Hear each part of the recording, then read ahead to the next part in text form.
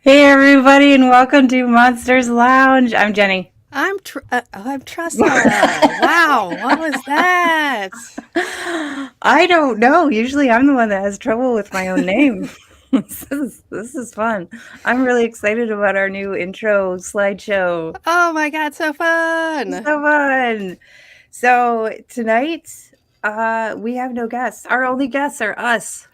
Oh no! But it's okay because you know what? What? We are going to be doing a recap of our adventure into the Pacific Northwest, and we talked about the Bigfoot fest for 3 months, maybe. I don't Felt know. like a year or so. Yeah, it might have been more than that.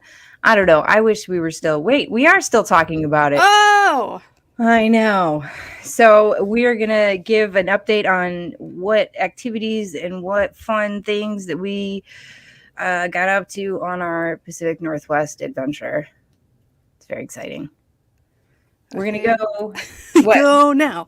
Go now. We're going to go sort of chronologically as to what happened. First, we flew in.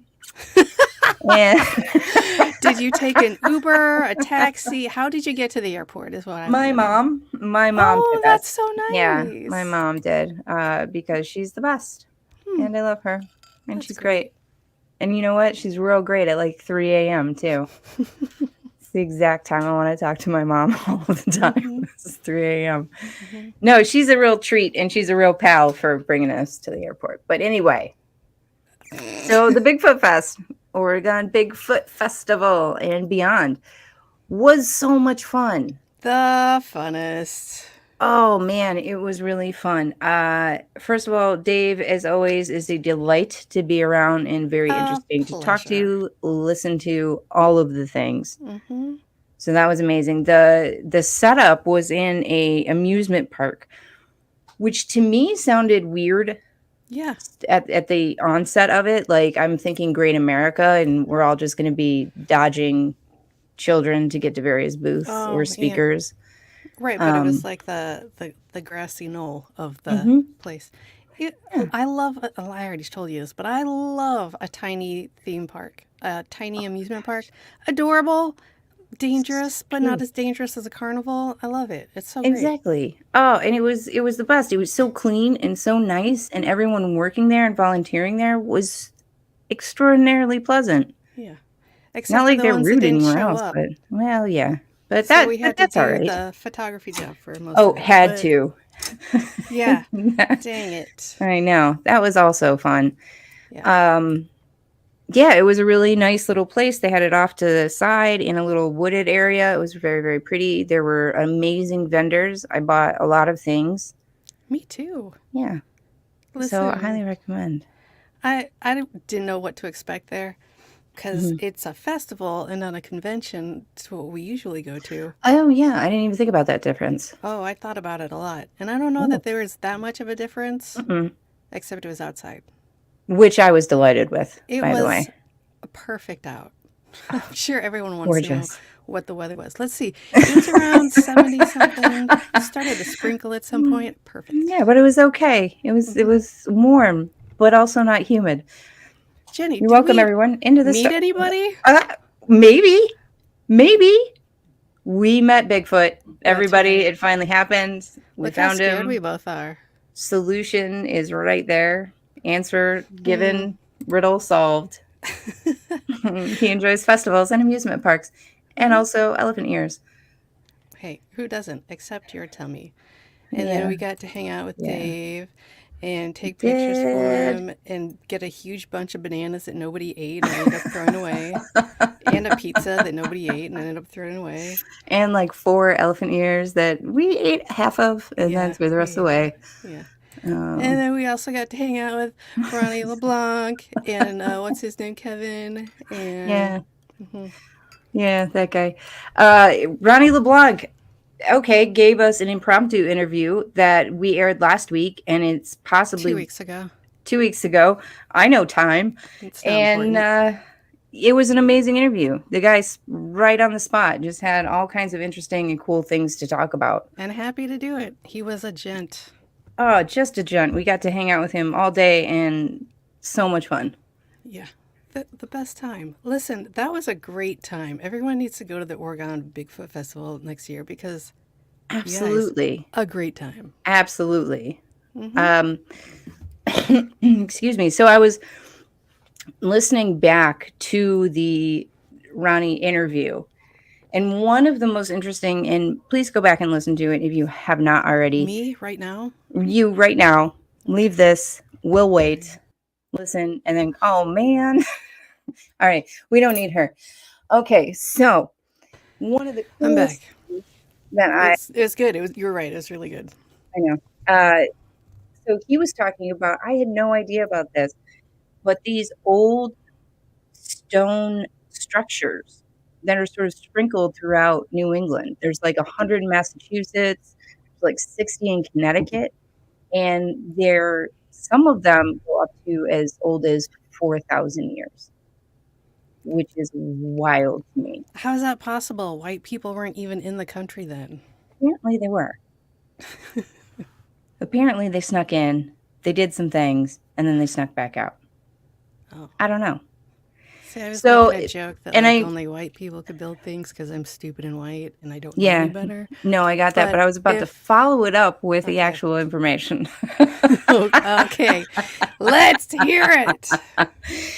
So, and the reason why I say they snuck in and then left is because a lot of them resemble some of the Celtic structures, ancient Celtic, yeah, Oh, Druid structures. In fact, one of them is called like the American Stonehenge, which is crazy cool.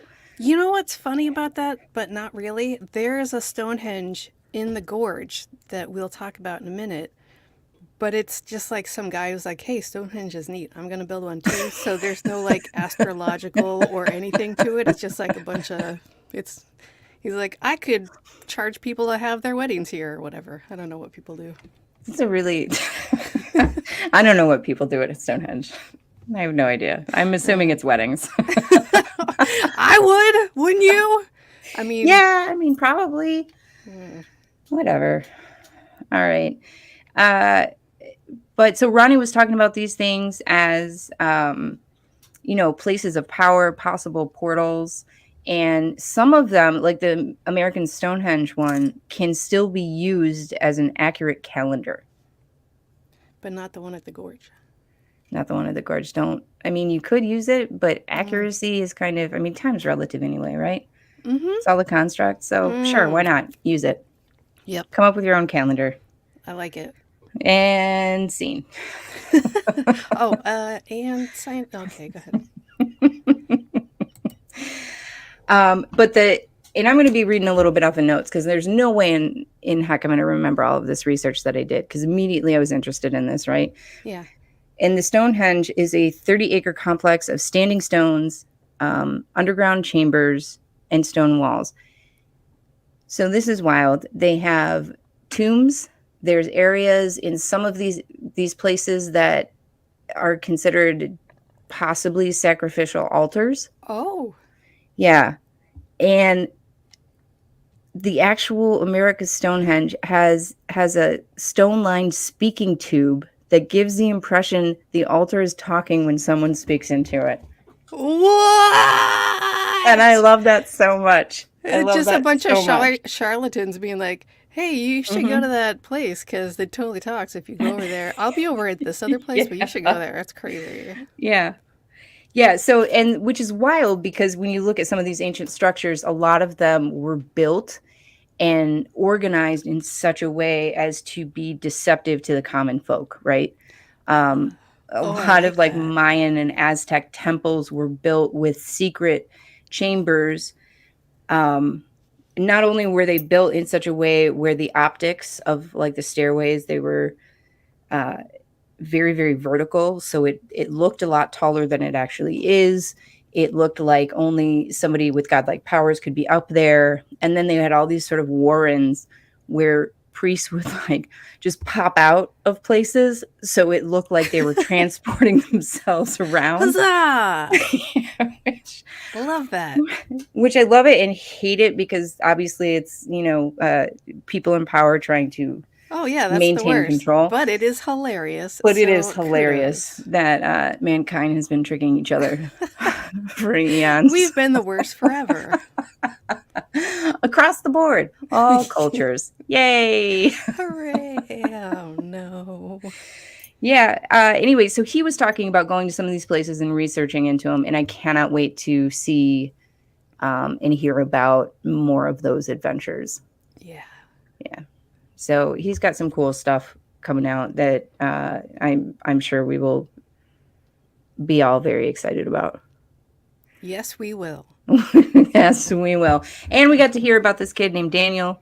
Oh yeah. So yeah, and again, go listen to that specific episode. Not right now because we're Oh awesome right now, but uh, the kid just is amazing. yeah. He's just an I amazing kid. I can't wait to see this show they're putting together. Is it a show or is it a documentary? Like He's got a movie? documentary, and then I believe that there's a show coming out as well, where they're going to investigate all sorts of lesser known cryptids and lore. I love Which this kid. Everybody seriously, go find him. He's great. he's so cool. He's so cool. And also, I'm going to keep pushing for this one. I really want him to investigate Megalodon.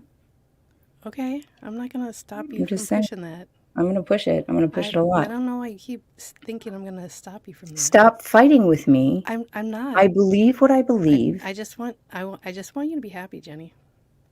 Thank you. I just want you to be happy too. Thank you, Jenny. Oh, do you want to talk about the North American Bigfoot Center? Yeah. So then what do? We drove. We drove. I don't know what's happening with my face there. You need like an upper lip liner because it looks like it's not there, but Yeah. I think we otherwise were very stunning. tired. Oh, we were. I was Very for a tired. week solid. So But when then we we finally got to the North American Bigfoot Center Museum and Gift Shop. Heavy on the gift shop for me. yeah, very heavy on the gift shop for all of us, but Tressa did enjoy that part of the museum the I love a best. gift shop. What can I say? So Cliff Barrickman was on the show a few months back, and he told us about this place because obviously he founded it and does all kinds of research based out of there. So, I mean, it was half an hour outside of Portland. It was amazing, and that place had all kinds of. I mean, so many. There were Nests. nests. There were examples of nests. There was There's like examples. this beautiful thing when you first walk in. Look at that. Beautiful. Look at Gorgeous. him. And look at the lighting. Come on. Right on his junk. You got Moving uh on. uh Sasquatch butt print. this this is not my photo, but this is the only photo I took when I was in there. So it is an impression of Bigfoot back end. Oh, at the bottom, Yeah, the bottom. The the rear, as it were. haunches, Haunches. That's a good word the for it. der. Oh, did you say We derriere? Okay. No, you did. Okay. Just now. So that was really cool. They had hand impression, foot impressions. Something that when I learn new facts about Bigfoot, for as long as I've been interested, I feel a little bit silly not knowing these facts before. Oh, I But feel I, like that every time I learn something. It's usually pretty commonplace stuff, though. So, well, and I feel like, oh, I just never bothered to look into it. They had a whole exhibit on how the joints in Sasquatch feet, oh uh, yeah. yeah, and how there's a sort of a middle joint in the middle of their foot, and that causes them to have the dexterity that they do and being able to be in the regions that they are, and also how you can tell a fake impression from a real one. So that was fascinating. But also they had a huge exhibit on the orang pendek, which I think is fascinating because it's one of the ones that National Geographic has actually funded Oh, research into, like tell me more about that expeditions. because I was probably in the gift shop by then. I think actually you were. Um, so, so that guy is coming out of Sumatra, which is Indonesian. And there's a few different there's a few different versions of the orang pendek, and I'm not going to be able to remember all the words, but they're shorter. They're shorter in stature. They're about 3 or 4 feet tall. They have dark brown or blonde hair. Some reports have like a mane sort of thing coming back from the top of their head, going down their back. They sound cool as hell. Don't they, though? Yeah. So you're So thinking they're very like similar. Ewoks? You know what? Let's just go ahead and call them Ewoks, because All right. now I can't get that out of my head. You're welcome.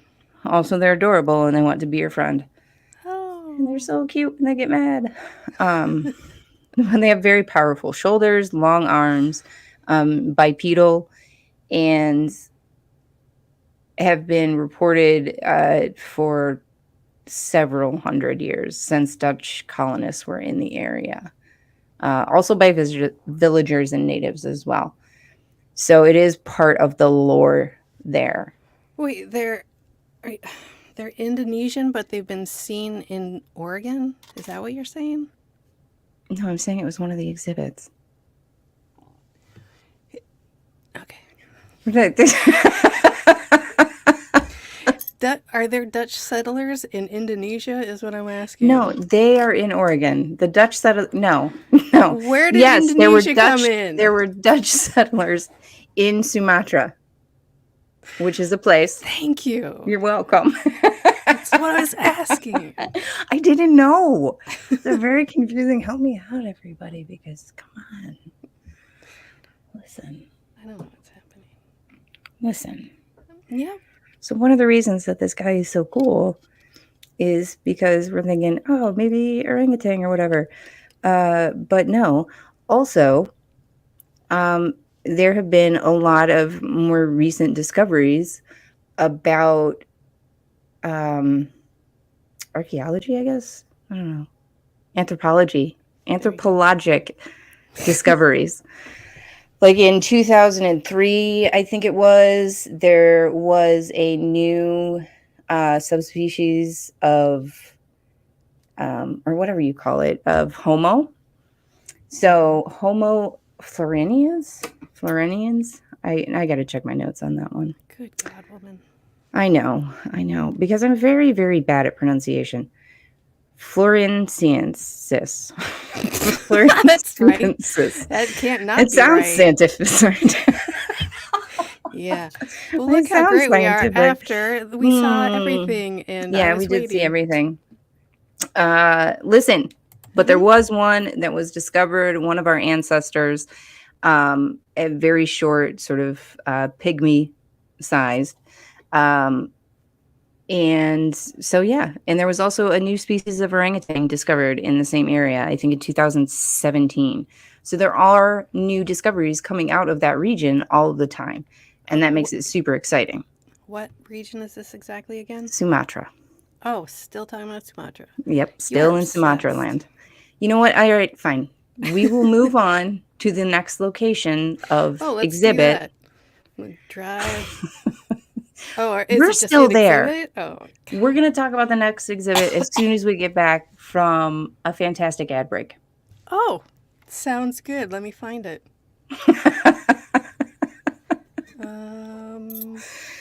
And here we go.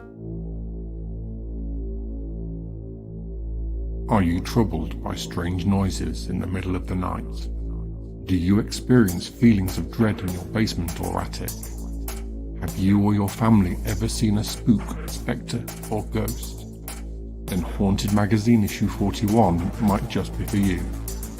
In issue 41 we have The Enfield Haunting, an interview with Dave Schrader, Danny Robbins, and lots more. Out now in stores, app stores, and online at bit.ly/Haunted Magazine. Remember, don't be normal. Be paranormal.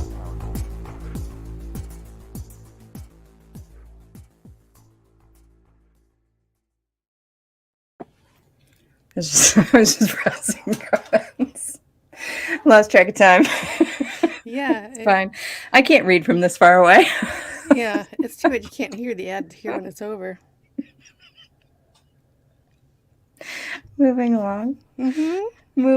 So our next and we're talking about 2 exhibits here, and the whole museum is absolutely packed with them.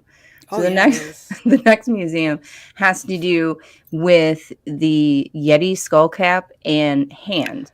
And that was at a Yes. monastery, right? So this is Yes. little Buddhist monastery. The story kind of not for the scalp or the hand, but this is our story. When we enter the story, we enter with Tom Slick. What does he do for work? You What's might that? ask. Yeah, I did. Oil tycoon. Mr. Slick is into Mr. Oil Slick. What a Yeah. jerk. How does that? How did the name come first? Did the job come first? What's happening there? It's like a generations old joke. They're like, you got to. You don't have a choice, dude. You were born into it. Yeah. I mean, we're not oil people now, but you are forced to now. Obviously, you have the last name, Mm-hmm. and it makes sense.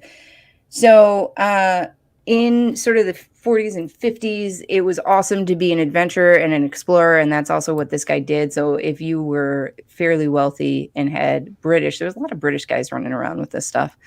Always. Since the dawn You of became time. you became an explorer or an adventurer, right? So he actually funded a lot of cryptid based expeditions. Like he looked into Loch Ness, he looked into Yeti, he looked into Listen, Sasquatch. I mean, that's what I would do if I'm on Team if I had Slick oil now. money, but Yeah, absolutely. What? Yeah, if I had oil money, I nothing know but cryptid hunting. And I use nothing. that in the metaphorical sense. I'm not actually hunting anything like that guy at the Bigfoot Fest said I was going to do. Settle down, dude. I just meant it as a metaphor. Yeah, Go ahead. no one's actually hunting. No. All right. So here's the other one. Uh the Trinity Alps giant salamander. That's I another one he don't, I know. what? I I don't don't know know. what you're Giant saying right salamander, but now. he went to go look for it. That's Oh, what Tom Slick did. did he find it? He did not. Oh, that's weird. He did not. I I know. don't know what that is, so I'm assuming he made it up and then said he Hmm. was going to look for it. So he heard about this monastery in Nepal and went on an expedition. Funded the expedition, and then I think he was injured on the expedition, and so he handed it off. And it was Peter Byrne who actually heard about the location of the monastery and went. And he continued on his Sasquatch research, I think, until he passed, which I don't know. I don't remember when that was, but it wasn't tremendously long. But he's kind of a pioneer in the Bigfoot searching industry. Is that It's called a thing? hunting, Jenny. I think I already covered it. You know what? I'm going to say searching at the moment because I felt like it. So, yeah. So, anyway, he goes and he travels up to this monastery to try to get a hold of this scalp in this hand. The monastery is kind of like, yeah, no thanks. And we need those. They're kind of our relics. It's like our whole thing. It's like our deal. So there's 2 different stories. The first story that he told was that he got the monk in charge of guarding these relics super drunk and then just kind of took off. Stuff. But they had hatched prior to this. They had hatched a plan, right? Who's Like they? oil slick and the oil other slick guy Yeah. and Burn. So they decided to steal part of the hand and replace it with like a corpse hand. Sure, right? sure. Who doesn't do that all the time? So they were gonna do the old Switcheroo. switcheroo. They were gonna do the old switcheroo, and so the 2 What's stories that? are exactly. Except for here's some rum, and then later on it was Same here's some difference. money. Yeah, he changed the story a little bit later. So who knows? Who knows the actual Everyone truth likes of a it? good booze story, so Exactly. I'm sure it's fine. Yeah. So anyway, pulled the old switcheroo, got the digits, and took them out of Nepal. Right. So very easy to smuggle out of Nepal, or Tibet. Not so easy to smuggle them back home. So he calls up Tom. Tom's like, I got a guy who can get you a guy. Anyway, it turns out that the guy that they're asking to smuggle these things is Jimmy Stewart. That's right. Because you know what? It's a wonderful life. And why not? Why wouldn't you do that? I'm Hmm. sure they like smuggled it in a totally normal and not weird way too. Absolutely. It was in his wife's lingerie Oh, box in their luggage okay. because First nobody was going to off, search it. that's weird that she has a full box just for lingerie. I don't know, maybe it was a little bag or something. I don't know the size of her luggage. I didn't No, really she said it concentrate on was that part. locked. It was Oh, yeah, locked. it's true. It was locked. And Yeah. second off, who locks up their lingerie? Like, settle down, Apparently she man. does. Well, she So was smuggling. maybe I don't know. I got nothing on that. I got nothing on that. All right. Anyway, so they get it back. They get it back, um, and run some DNA testing on it. They say it's human-like, but inconclusive. Not DNA testing, hair sample Right, and right. whatnot. But after all of these things, after all of this subterfuge and all of that, the original hand is eventually stolen. The scalp supposedly has been replaced a couple of times. Any testing done on that is only shown like animal hide, from like a common animal wandering around the mountains over there. Goat and whatnot. Yeah. So, and then weird other little fact about it. So, since the hand was stolen and disappeared, the the company who did all of the um, props and whatnot for the Lord Oh, of the Rings movies. did you hear that? No, Go ahead. I heard you say, "Oh, No, that's not what it's talking about. oh, okay." It's fine. Anyway, uh, the Weta or Weta workshops. So they did the costumes and the weapons for the Lord of the Rings movies, and it's owned by this guy Mike Alsop, who is a New Zealand pilot, mountain climber, and adventurer. There it goes. All these guys do this stuff. Anyway, they built a replica hand and presented it to the monastery. Bless. I know. I mean, it's I feel like everyone that's nice. knows it's fake, so it's fine. But it was a nice gesture. It was a nice gesture. You know, they had big time people working on that. Big time people. Okay, and then of course another one of the exhibits was the story of Ape Canyon, right, which is not too terribly far away from Boring, Washington, Boring, Oregon, Boring. where the actual North American Bigfoot Center is. That's right. So we drove to our camping spot, which was stunning. Spent the night there. And then the next day, we saw a pizza place. But more importantly, we went in a cave.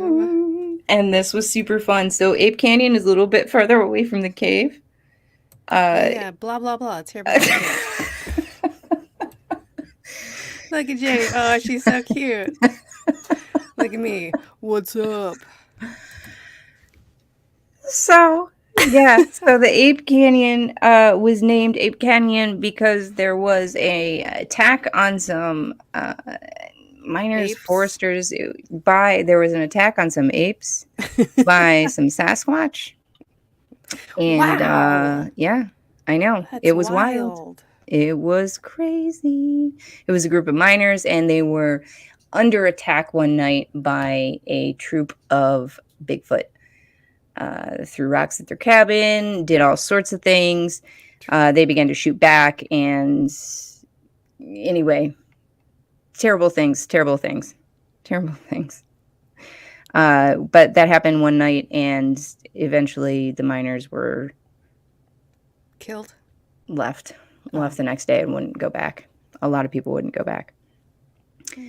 So anyway, so that brings us to Ape Cave, which is the site of a lot of sightings, but it's not named after sightings.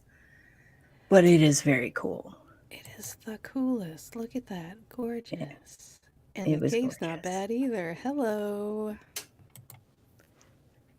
Oh no. Yeah, I'm checking the comments right now. I'm not nice. What? It's the one You're that I not took nice. away. No, I was not nice to you. I'm so sorry. Okay, jerk, whatever. Tell me about the cave. The cave is amazing. So the cave is actually a lava tube.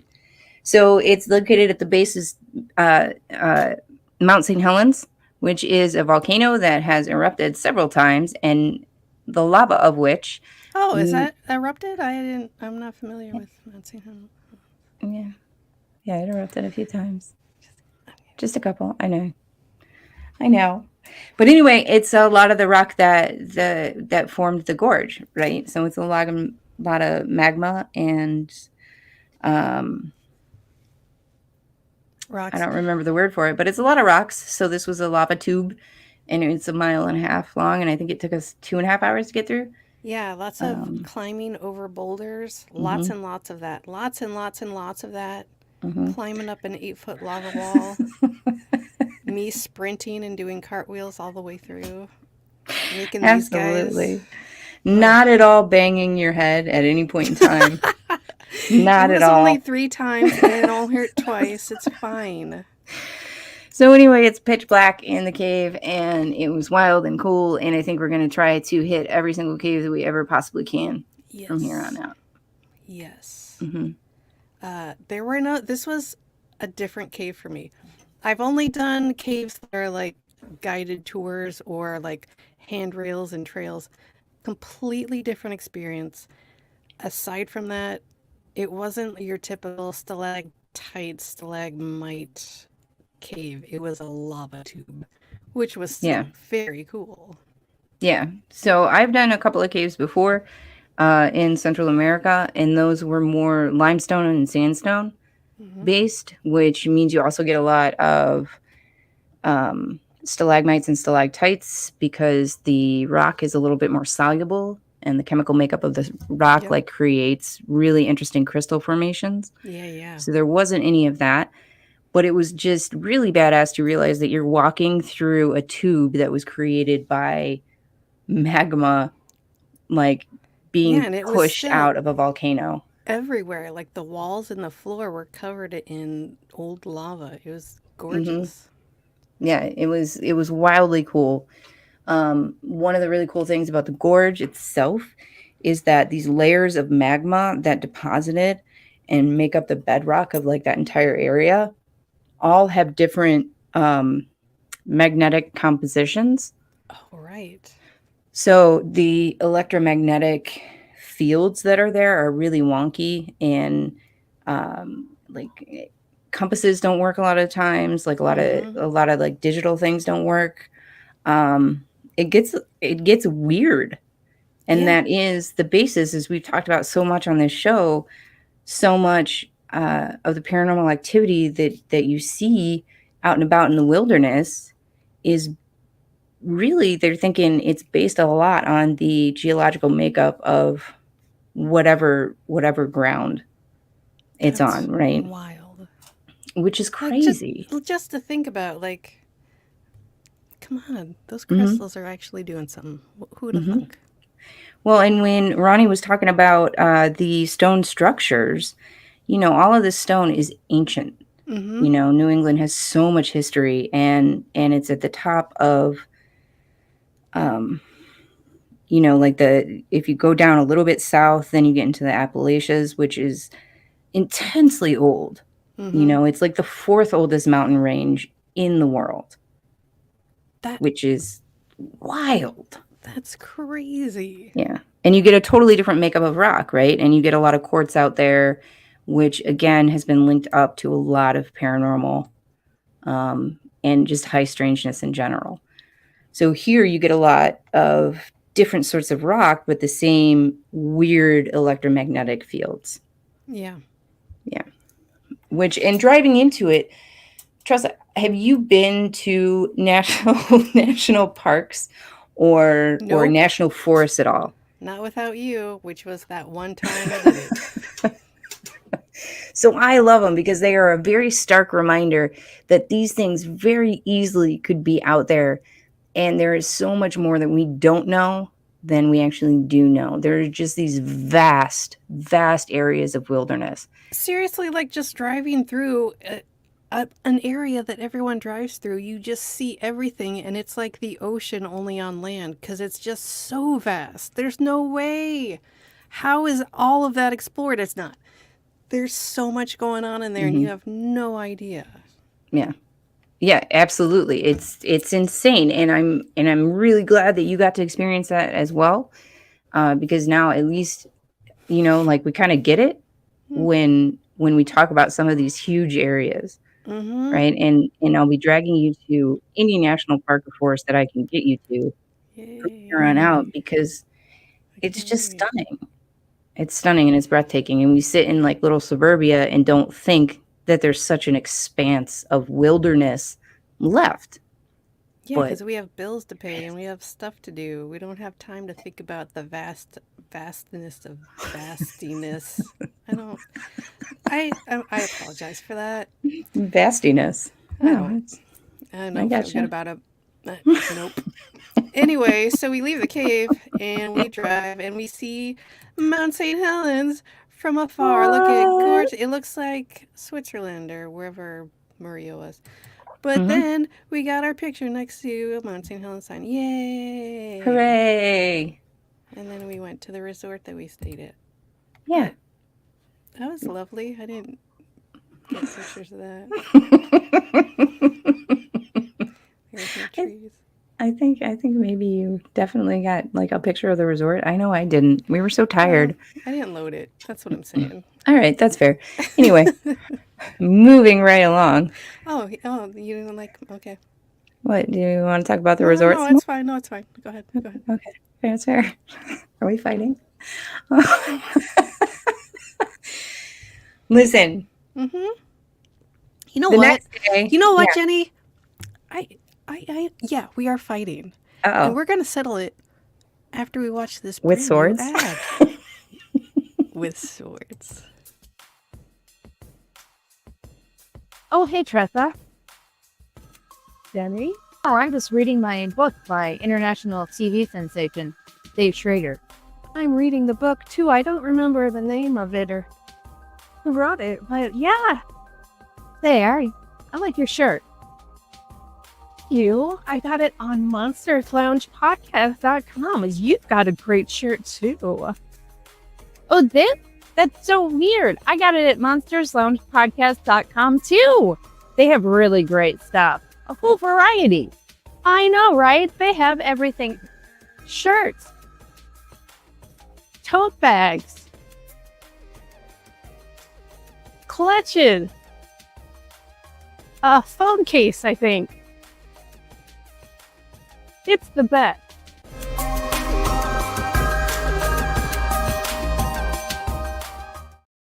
Wow, what a great ad! No, that was a great ad. That AI voice replacement really does wonders. It sounds so natural.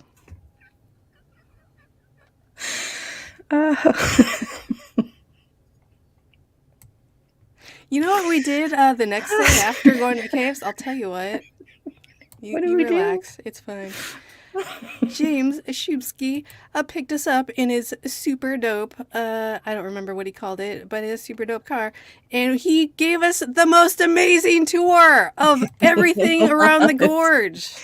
It was. Again, we had this delightful human being on the podcast a little bit ago. And go back and listen to that episode because he deserves a lot of people listening to him. He is awesome. He's starting a new podcast soon, and we'll promote that once that comes out. But it's all about the gorge and all the stories about it because there are endless stories about this gorge, you guys. It is insane how much goes on. It's a vast piece of land in its vastiness. Sorry. And it's really unique in a lot of ways. The geological makeup of it, the way that it was formed, the fact that I think it's one of the largest and oldest passages into the interior of the U.S.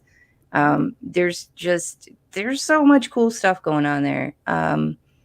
Yeah, he took us around and he took us on a hike up. What was it? He made us hike just like Jenny made me hike so much. He was like, "Oh, you guys like to hike? You guys like got to you. climb? You haven't gotten enough climbing?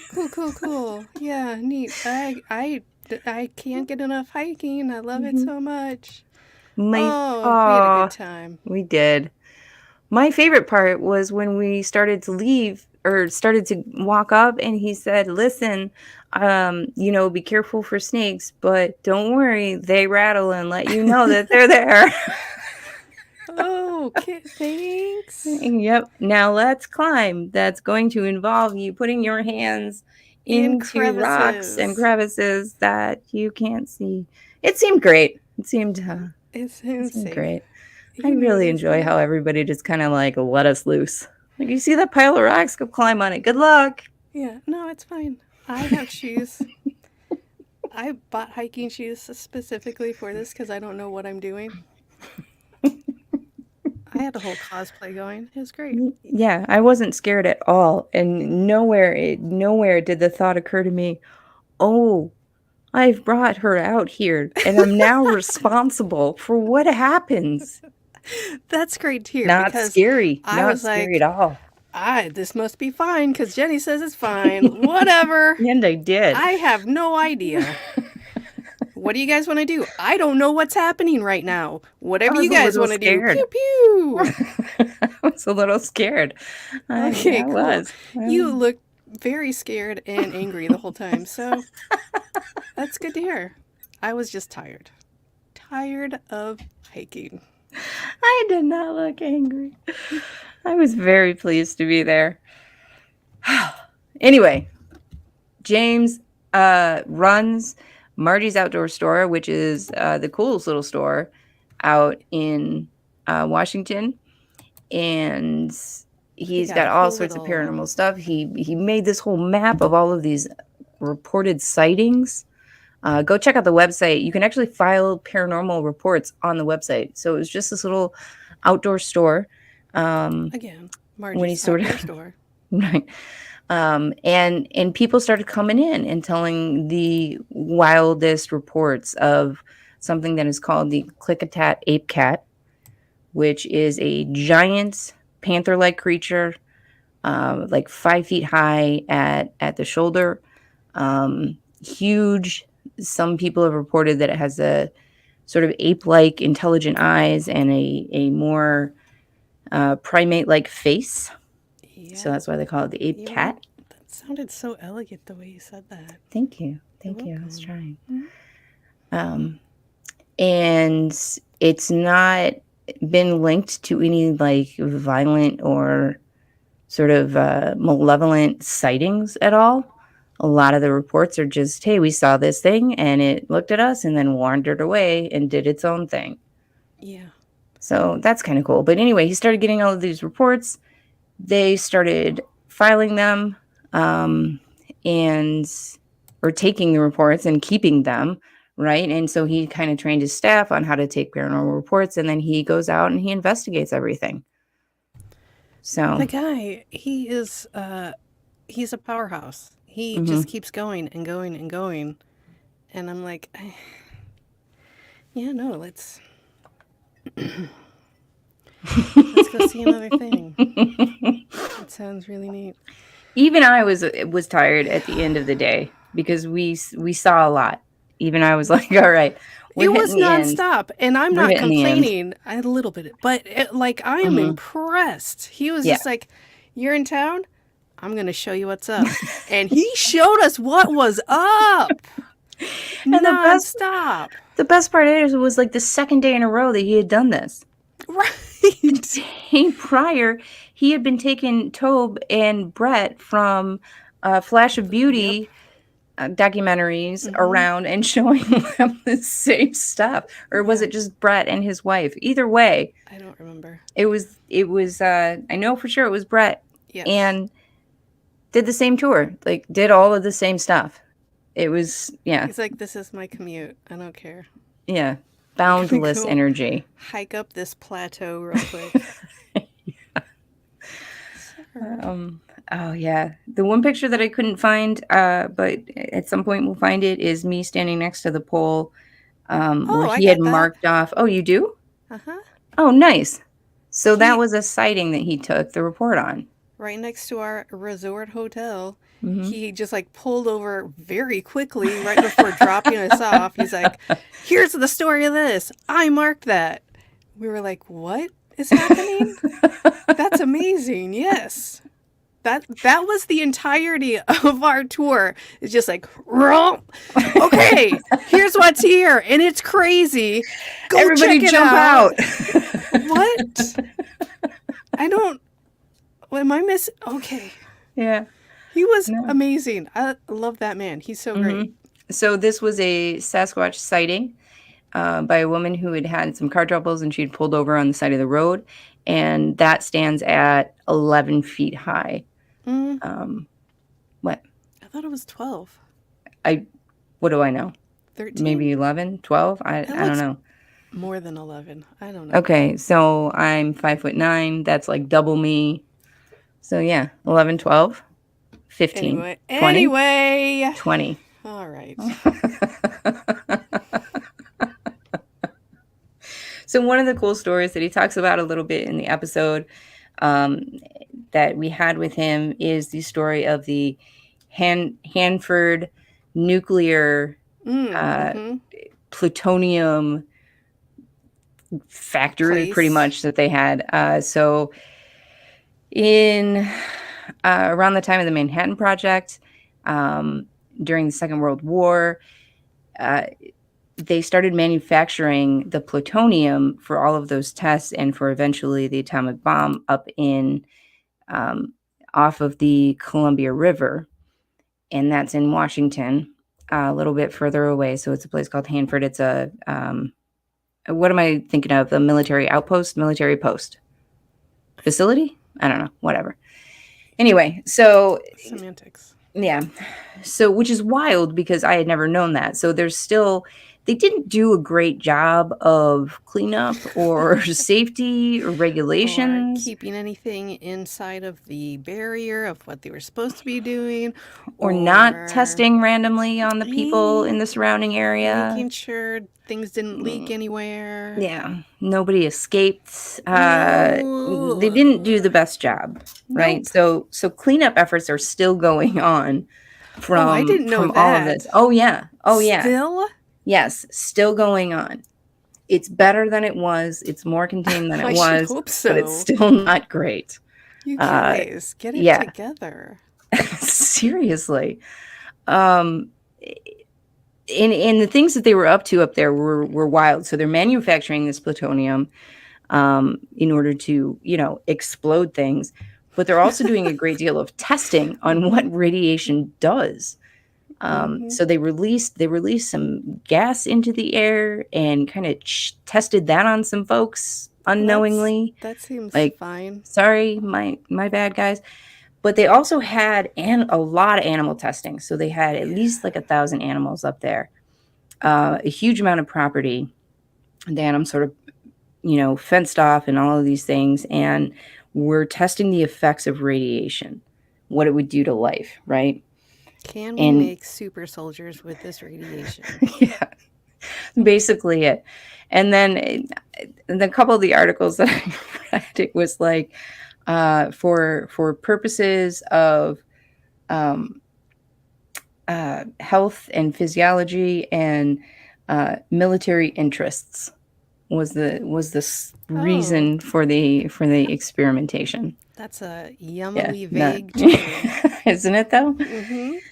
So they brought up a bunch of animals, little bit by little bit, and they ended up getting up some alligators that they started to. There was a lot of animal testing going on. There was a lot of genetic testing going on. Like Hitler kind of was totally into it. Fine and awesome. Yeah, which that seems great. Yeah.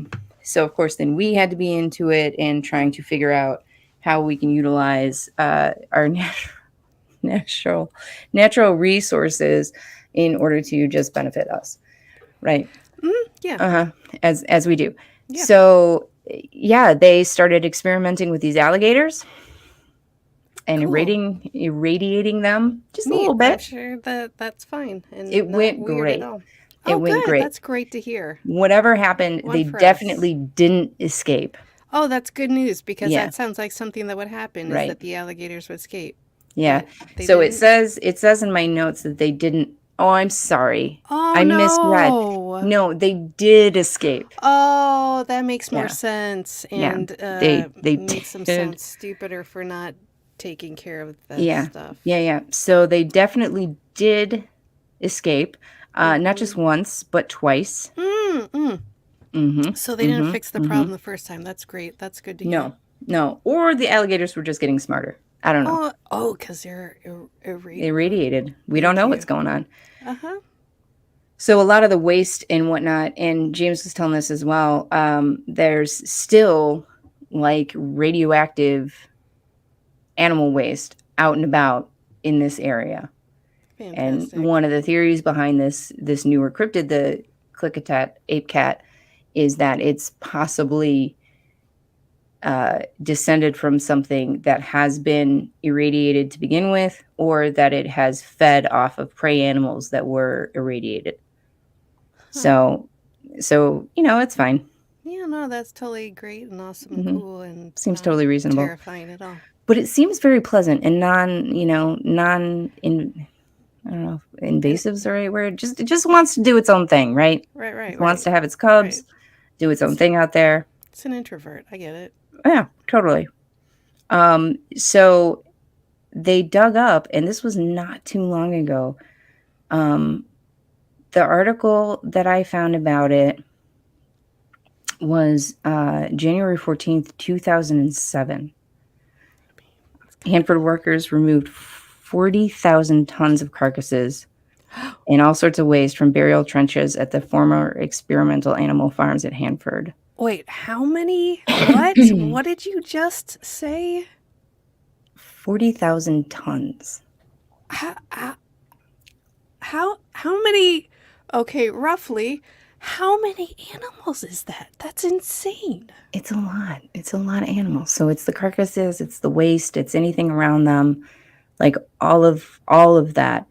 And they ended up managing to they found in documents reports of a railroad car that had been like eliminated. Like they said that they burned it, right? And it had radioactive carcasses in it. Well, they ended up finding it, and they kind of knew it was there, but the burn didn't work, right? So they didn't actually incinerate anything. That's weird. Yeah, so it had carcasses and minimal decay. Oh God! I know. That's the worst part. I know. How? Wait. Mm-hmm. How old was this finding? Like, with little decay? How long are we talking between? Possibly from the 70s to 2007. Yeah, like 60s, 70s is kind of when most of the stuff was going on, because then we had the Cold War happening and we were trying to one up everybody, and why not try to build, some sort of irradiated animal.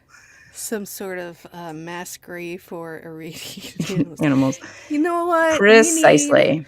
We don't need the animals. We just need their corpses. So what we're going to do... Here's what we're going to do. It's going to scare the hell out of the Russians, and we will win. Yeah, exactly. We're definitely working on something shady there. Nope. Nothing at all was weird. Never. So anyway, and the alligators. So by 1962, they had 33. They had 33 alligators that they were just hanging out. Some of them they were irradiating, some of them they weren't. Again, they made escapes. Most of them were collected. One was fished out of a lake by a guy just doing fishing stuff. He fished it out of the river. Just fishing for stuff, and pulled it out of the river. Had it mounted and had it in his little outdoor store.